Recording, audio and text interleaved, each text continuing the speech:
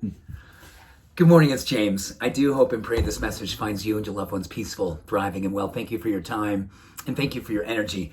You know, today I want to do something that many of us are probably very familiar with, and probably many of us are even practicing it. But I do have a good feeling that many of us would also say, oh my gosh, could I find other ways to also get that same benefit? So I'm talking about meditation, I'm talking about presence, and I'm talking about the neurochemistry of what happens when we meditate. And we know that it's associated with lowering stress. It's associated with increasing creativity, peace of mind, longevity. I mean, there's nothing that doesn't benefit, including every application in the area of mental and emotional well-being. So we know that meditation is a life-changing practice. But for a lot of us, the idea of sitting is hard. And I don't mean that to diminish the fact that it's very, very awesome to sit.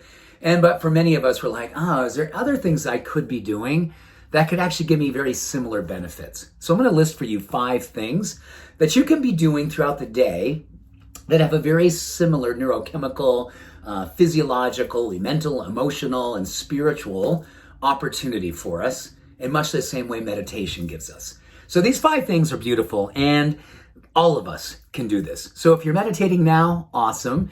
If you're meditating is, how should we say, every now and then, good for you. And if you'd like other ways to get the very similar benefit, I think you're going to love this. So number 1, single tasking. Now, this is a really, really hard one for most of us. And it's that when we're doing dishes, can we just do the dishes?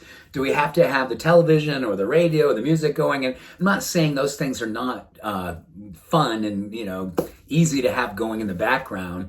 But what if you just turned off everything and focused on doing dishes?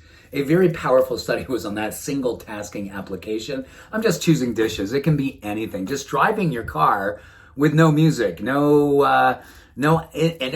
going on in the car, just you, windows rolled up ideally, quiet, focusing on driving. Single tasking is a very neurogenic activity. Man, it actually helps to create new neurons in the brain, but also helps us move in a very parasympathetic experience. So it's about peace, it's about balance, emotional resilience. And if you can just pick one thing each and every day and do nothing else for just about 3 to 4 minutes, you are literally getting all of that, just that mindful awesomeness by doing something, but doing that something as one thing. Number 2, laughter.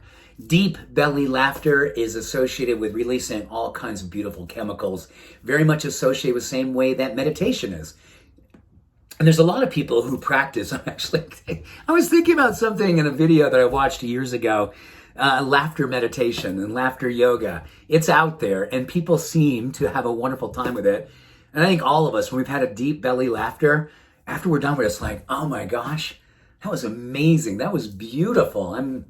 I feel peaceful and balanced. That's what it can do for us. Number 3, singing in the shower.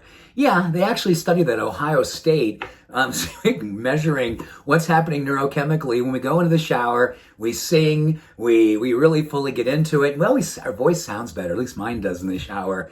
And that's been associated with a very different type of meditation, but very, very much aligned with the outcome of what meditation does for us.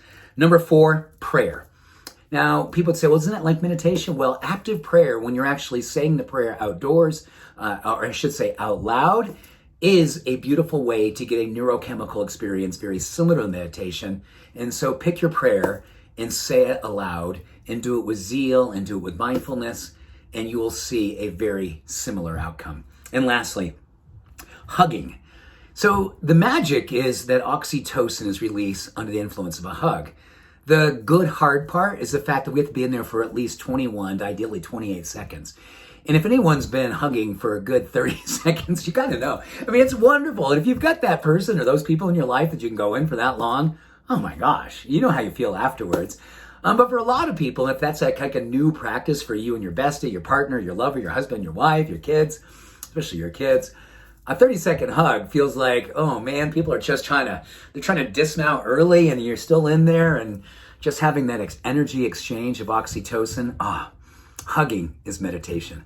So we've got single tasking, laughter, singing, praying, and hugging to give you other experiences of meditation all day long, every day, just like you were sitting still and being that. So with that, I wish you much love, every blessing. Have a beautiful day. Bye for now.